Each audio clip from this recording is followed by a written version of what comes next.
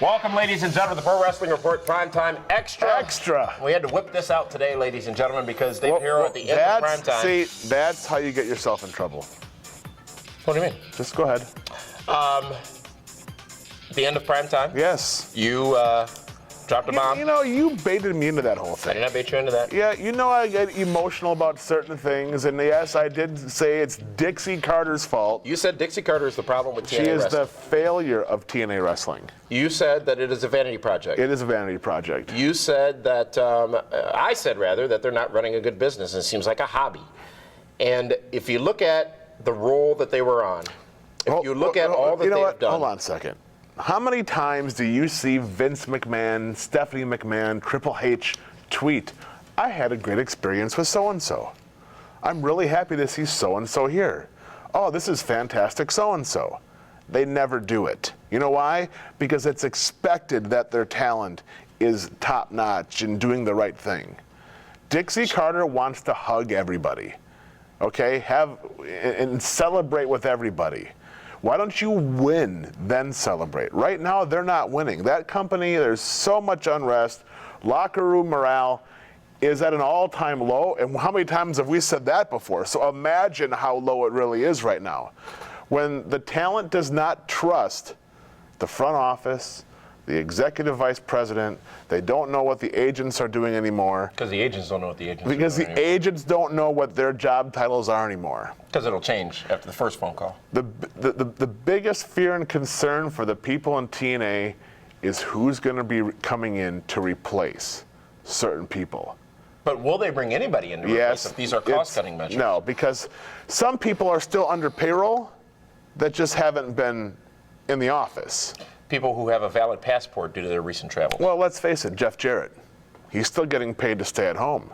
Well, they're not going to cut Jeff. I'm sure his contract somehow states he's the founder. You can't get rid of him.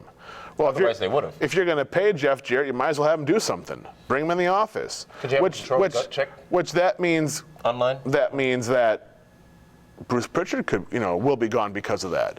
He's likely gone by now. Well, there's no question because of the Kabuki nonsense. They're going to bring the great Kabuki in? You don't say, hey, here's a contract for X number of dollars, but then, you know what, we want you to now take a pay cut and then agree to it, then give them another one without them knowing about it and sending them the wrong contracts. And here's the challenge, though, with all that. We all work. We all. It is a work. It is a work. But think about being in your company and you got these non-performers who are making a ton more money than you. They're still making a ton more money than you. They always were. Now you're getting your pay cut, and these top people who are non-performers are not, and they're not doing any more, and they're not contributing anything positive from a measurable standpoint to the company.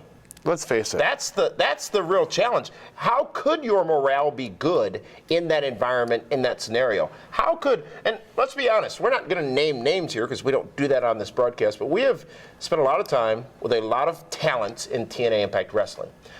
A lot of the things you just said, we've heard from them.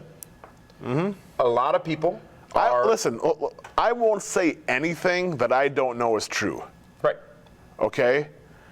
And it's a shame. I like Sting. I think he is an amazing main event talent. He's an icon. But let's face it, what is left for Sting to do in TNA Total Nonstop Impact Wrestling? You're a booker. You Nothing. run a promotion, Great Lakes Championship Wrestling. Yes, I do. You draw fans. You promote. You market. I sell tickets. You sell tickets. So let's say you did a show.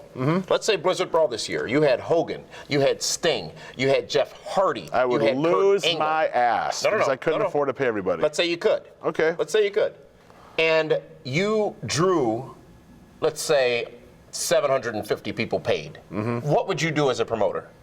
I would hide. Would you book them again? Would you bring them in again on a recurring basis? Absolutely not. Because if they can't sell out a building, then... If they can't. And you know what? Yeah. But they can. Let's not... No. Hogan can sell tickets. Sting can sell tickets. Listen, let me tell you something. Here's how wrestling works. The promoter, which would be me, makes people aware of an event. It is up to them, the talent, to sell the tickets. Because you're paying to see the talent. How can Hogan come to Bemidji, Minnesota, because I'm sure when they run Minneapolis, that's where they'll be. And they run Milwaukee, it's Racine, Wisconsin. They run New Orleans, it's which is another inherent problem with the company. We've talked about this before. Going to secondary markets gets you nowhere. They're going to St. Louis at some secondary arena. What does that say about your company? They book their pay-per-views on college campuses. In San Diego, by the way. Yeah. Bound for Glory. NXT took over a college campus.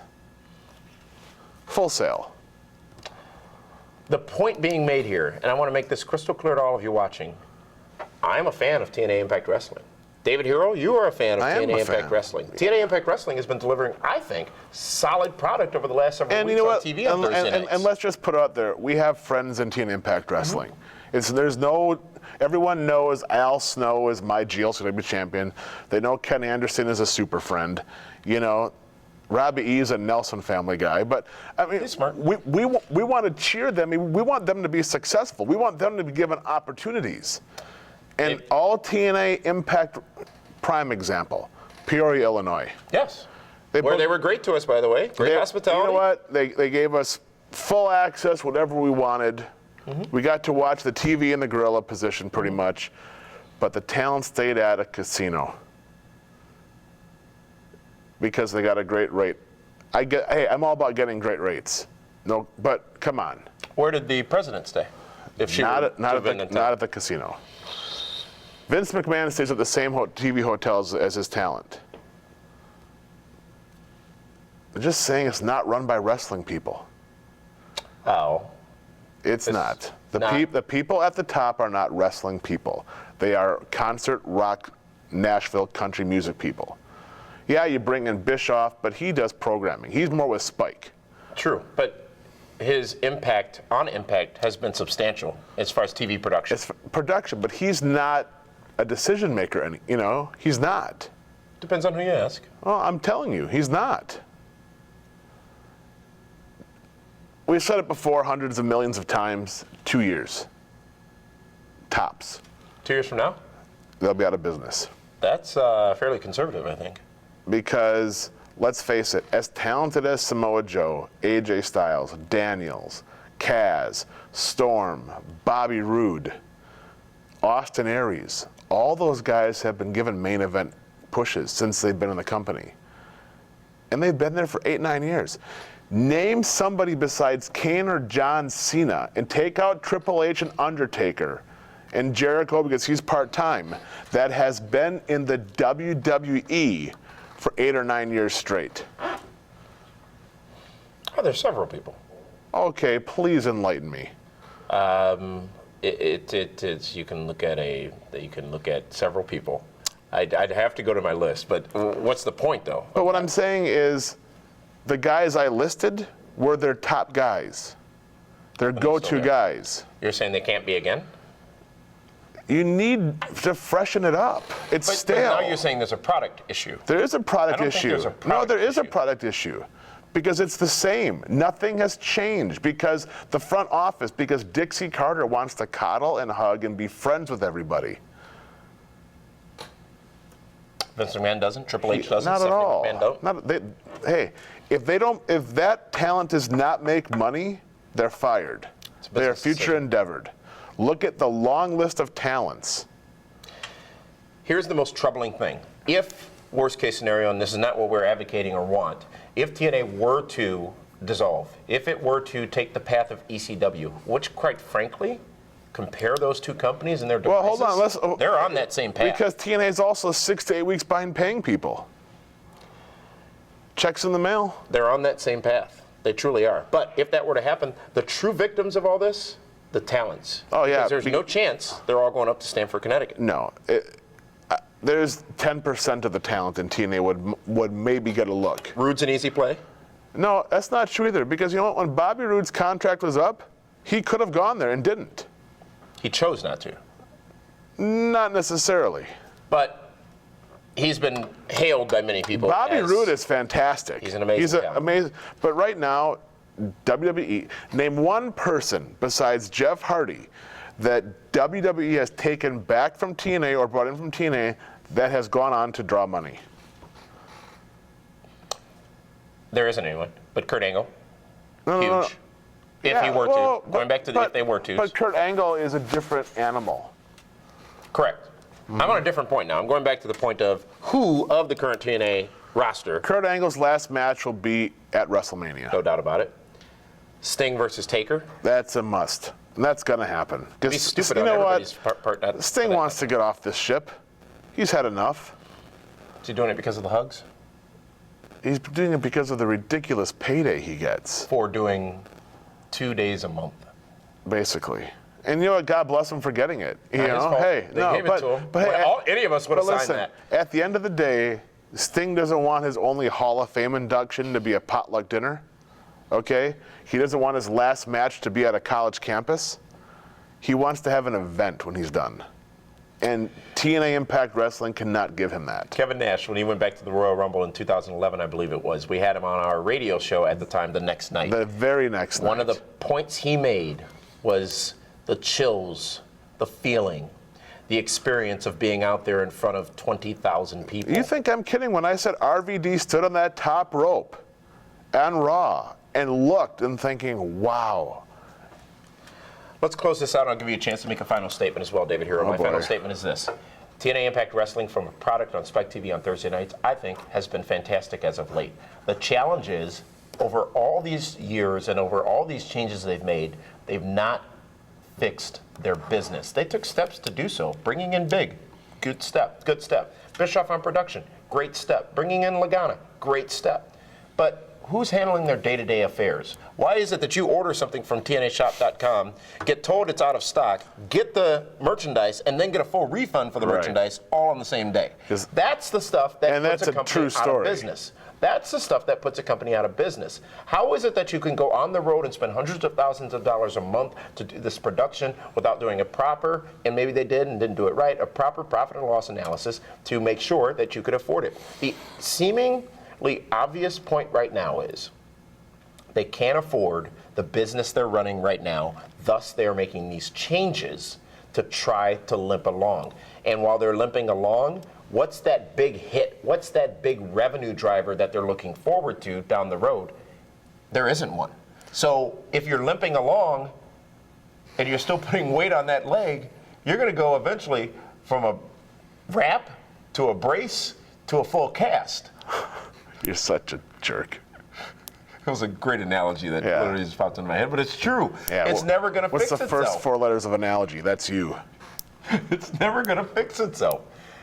That's the cold, harsh reality about TNA Impact Wrestling, and I hate having this discussion about TNA because it is so TNA Impact Wrestling right now is bad business. I remember when you and I were sitting in a different studio when Hulk Hogan was coming in, how excited I was that he was going to be the savior, put that company on the map. And maybe Hulk Hogan hasn't paid off what he was supposed to do. But Hulk Hogan and Jeff Hardy are the only 2 talents that have name recognition. Kurt Angle. He does house shows. They pay for themselves with their merchandise. Mm-hmm. Jeff Hardy is at least by far the top merch guy. And now Aces and Eights are starting to draw money with their T-shirts. I see a lot of those.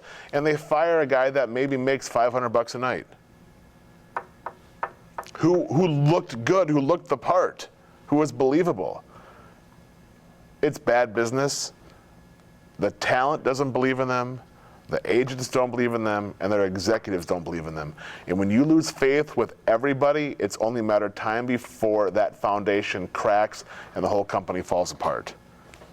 That's PrimeTime Xtra, ladies and gentlemen, and we encourage Don't ever call me a TNA apologist again, Damian Nelson, because I threw the whole company under the bus. Right here on our YouTube channel and on our Facebook page, facebook.com/PWR show. You can also follow us individually on Twitter, where we'll stand behind the comments we made tonight, and also PWR show on Twitter. Well, and here's the thing. Here's the beautiful thing about you and I. When we say it, it's our name on it. Mm-hmm. It's no... Wait, your screen name isn't...